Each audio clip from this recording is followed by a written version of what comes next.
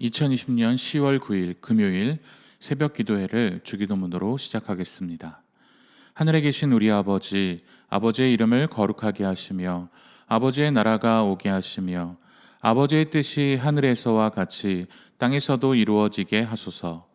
오늘 우리에게 일용할 양식을 주시고 우리가 우리에게 잘못한 사람을 용서하여 준 것 같이 우리 죄를 용서하여 주시고 우리를 시험에 빠지지 않게 하시고 악에서 구하소서.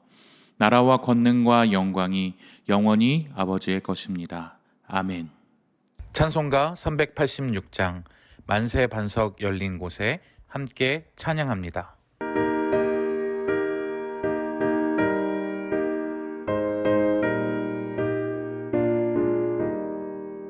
만세 반석 열린 곳에 내가 숨어 있으니 원수 마귀 손 못 대고 환난 풍파 없도다. 만세 반석 열린 곳에 내가 편히 쉬리니 나의 반석 구주 예수 나를 숨겨주소서. 죄에 매여 죽은 인생 편히 쉬기 바라니 주의 가슴 넓은 품에 내가 찾아 안기네. 만세 반석 열린 곳에 내가 편히 쉬리니 나의 반석 구주 예수 나를 숨겨주소서.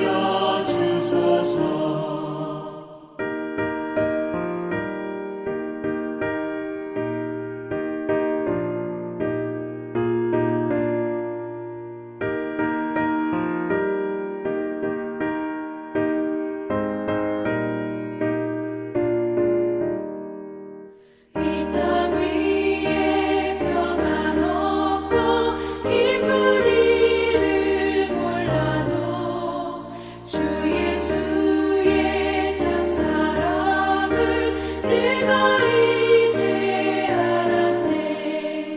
만세 반석 열린 곳에 내가 편히 쉬리니 나의 반석 구주 예수 나를 숨겨주소서.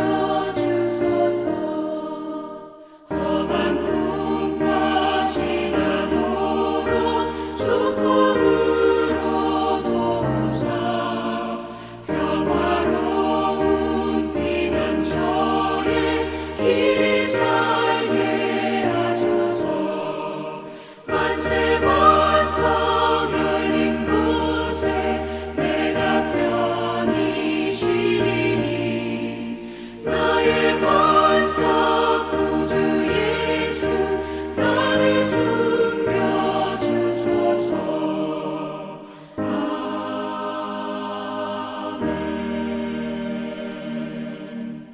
오늘 하나님께서 우리 화평 공동체에 주신 말씀은 신명기 19장 1절부터 14절까지의 말씀입니다.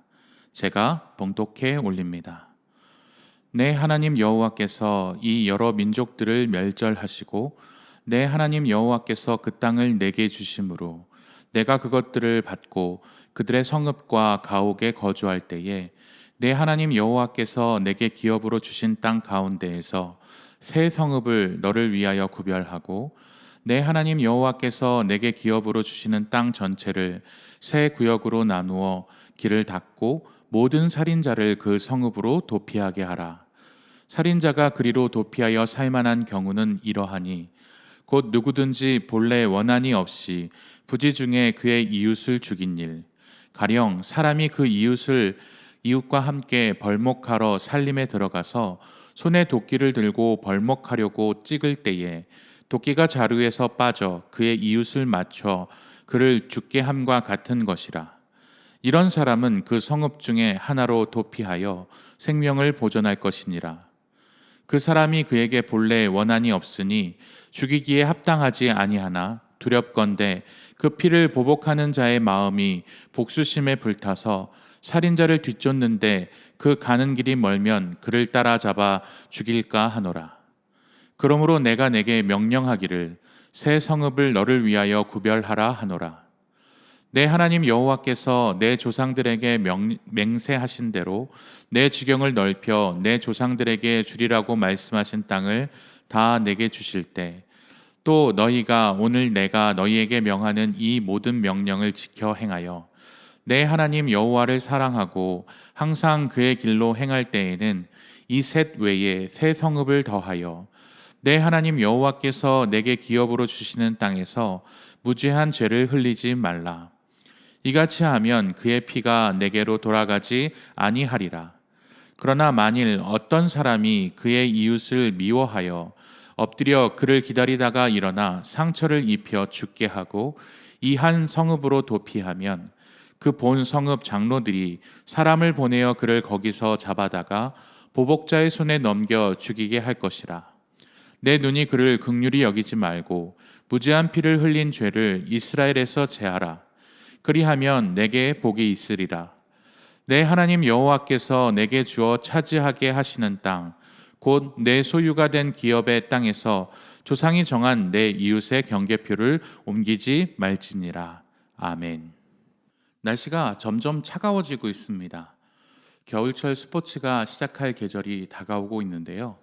저는 어릴 때부터 농구 경기를 참 좋아했습니다.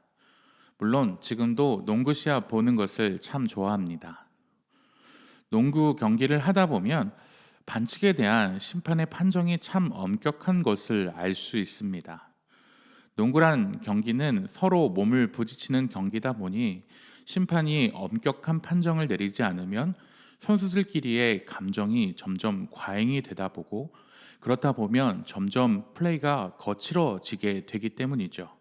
그래서 심판은 사소한 몸 부딪힘은 용납해 주지만 어떻게 보면 과중한 처벌을 내릴 때가 참으로 많이 있는 것 같습니다. 과중 처벌되는 반칙은 어떤 반칙일까요? 시간을 지연시키고자 혹은 상대편의 공격을 끊고 자신들의 공격권을 얻어내고자 혹은 부상을 입히고자 하는 명백한 의도를 가지고 파울을 한다면 심판은 자유투와 함께 그 벌로 반칙을 한 반대편 팀에게 공격권도 주게 되어 있습니다. 농구 심판은 어떠한 의도를 가지고 반칙을 했느냐, 그것이 중요하다고 보고 있는 것이겠죠. 의도치 않게 실수로 혹은 사고로 어떠한 죄나 위법한 행위를 하였을 경우에는 정상 참작이 되겠지만, 남을 해할 목적으로 악한 의도를 가지고 계획을 가지고 한 반칙이나 범죄에 대해서는 반드시 처벌해야 한다는 것, 이것은 정정당당해야 하는 스포츠뿐 아니라 우리 사회의 일반적인 법정에서도 드러나는 정의라고 할 수 있습니다. 오늘 함께 읽은 본문에서 하나님께서는 이스라엘 백성이 이제 들어가서 거주하게 될 가나안 땅, 즉 약속의 땅에서 살아가게 될 때에 의도치 않은 목적으로 살인하게 되는 경우, 예를 들어 사고나 알지 못하는 중에 이웃의 목숨을 빼앗는 경우에 어떻게 해야 할 것인지에 대해서 말씀하고 계십니다. 2절과 3절 말씀입니다. 내 하나님 여호와께서 내게 기업으로 주신 땅 가운데서 새 성읍을 너를 위하여 구별하고 내 하나님 여호와께서 내게 기업으로 주시는 땅 전체를 새 구역으로 나누어 길을 닦고 모든 살인자를 그 성읍으로 도피하게 하라. 의도가 없이 살인한 사람을 위해서 그들이 피할 수 있는 성을 만들라. 그리고 이 성으로 그들이 피하여 구제받을 수 있도록 재판을 받기 전에 피해를 입은 가족들의 보복을 당하지 않도록 하라고 하나님은 명령하시는 것입니다. 4절과 5절 말씀을 연이어 보도록 하겠습니다. 살인자가 그리로 도피하여 살만한 경우는 이러하니 곧 누구든지 본래 원한이 없이 부지중에 그의 이웃을 죽인 일, 가령 사람이 그 이웃과 함께 벌목하러 살림에 들어가서 손에 도끼를 들고 벌목하려고 찍을 때에 도끼가 자루에서 빠져 그의 이웃을 맞춰 그를 죽게 함과 같은 것이라. 이런 사람은 그 성읍 중 하나로 도피하여 생명을 보존할 것이니라. 하나님은 그 예를 구체적으로 기록해 놓으셨습니다. 이 5절의 예를 보면 어떤 사람이 도피성에서 구제를 받을 수 있습니까? 바로 원한 없이 알지 못하는 중에 실수로 사람을 죽인 경우입니다. 그런 사람이 억울하게 희생당하는 것을 하나님은 우려하시는 것입니다. 그래서 그들이 정복하게 될 가나안 땅 곳곳에 그들이 도피할 수 있는 일명 도피성을 만들라고 명령하시는 것입니다. 6절 말씀입니다. 그 사람이 그에게 본래 원한이 없으니 죽이기에 합당하지 아니하나 두렵건대 그 피를 보복하는 자의 마음이 복수심에 불타서 살인자를 뒤쫓는데 그 가는 길이 멀면 그를 따라잡아 죽일까 하노라.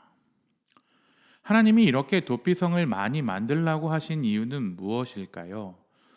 도피성이 너무 적으면 그 성마다 거리가 너무 멀어지기 때문에 의도치 않은 살인을 저지른 사람이 도망을 치다가 가족을 잃어버린 사람들이 자신의 가족을 잃어버린 그 눈이 뒤집혀서 보복을 하기 때문에 따라잡혀서 죽을 수 있기 때문입니다.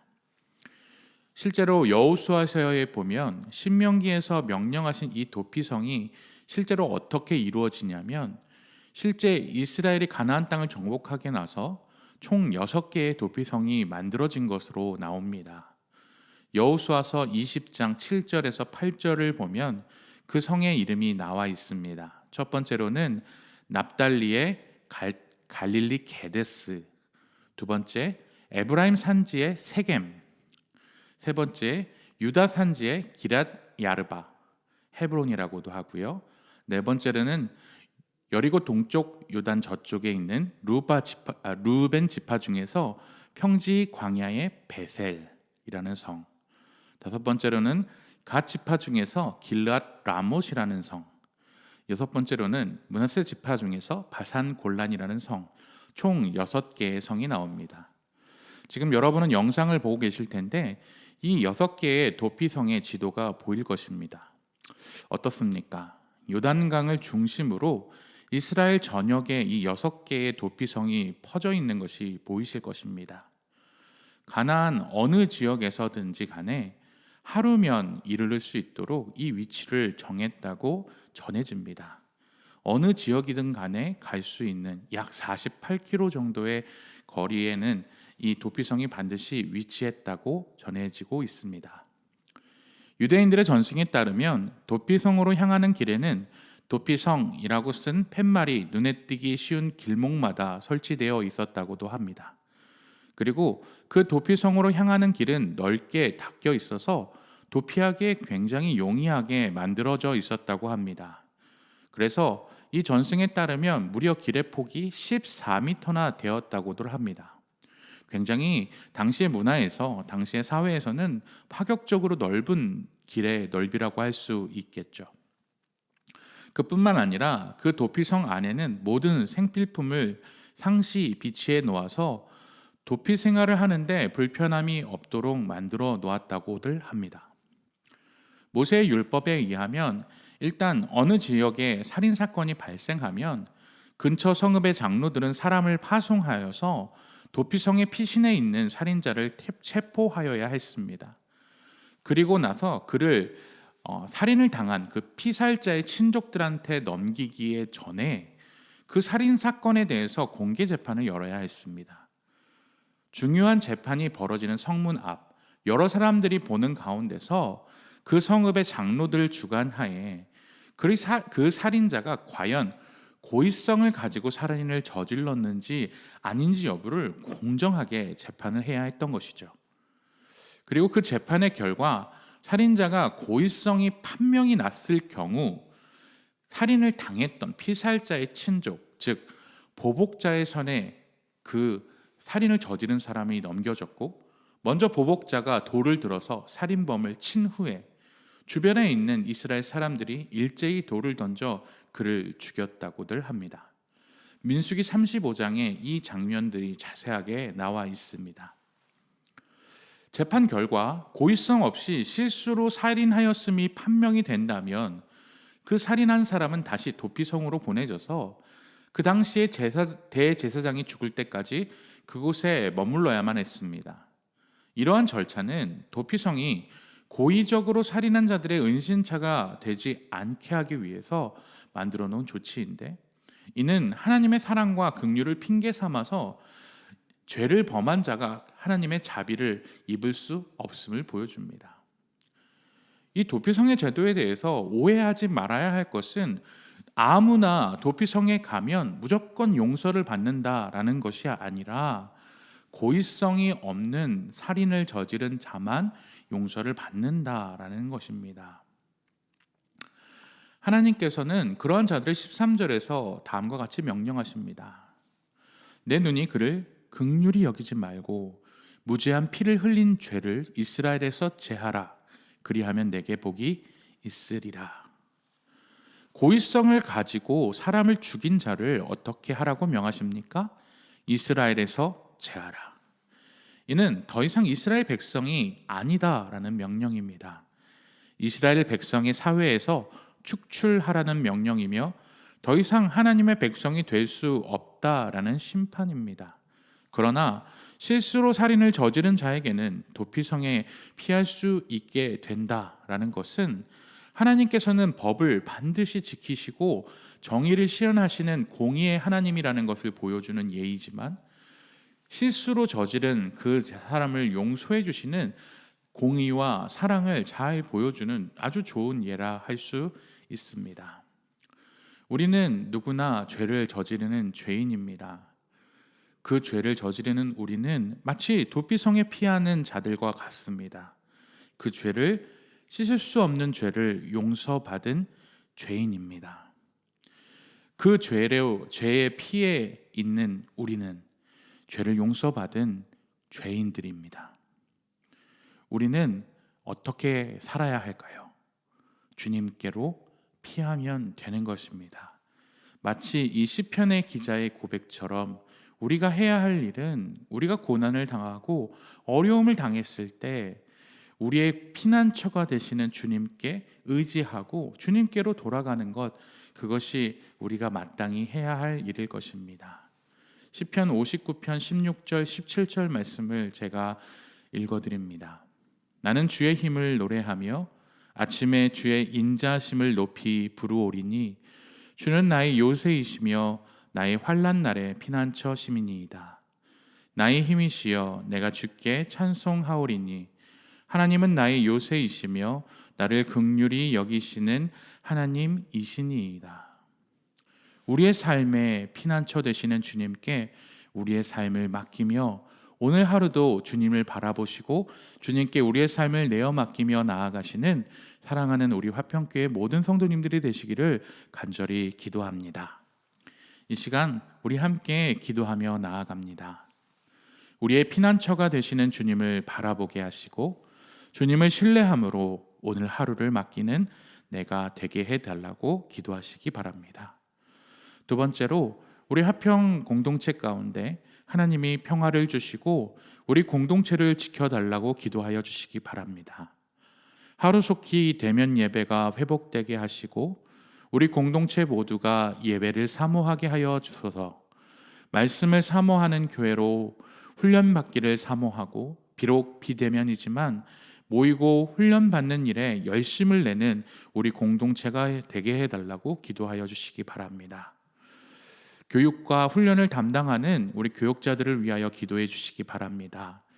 힘과 능력을 부어주시고 또 훈련을 받는 훈련생들을 붙들어 주셔서 잘 양육받아 우리 화평 공동체에 쓰임받을 수 있는 좋은 평신도 지도자로 세워지게 해달라고 기도해 주시기 바랍니다.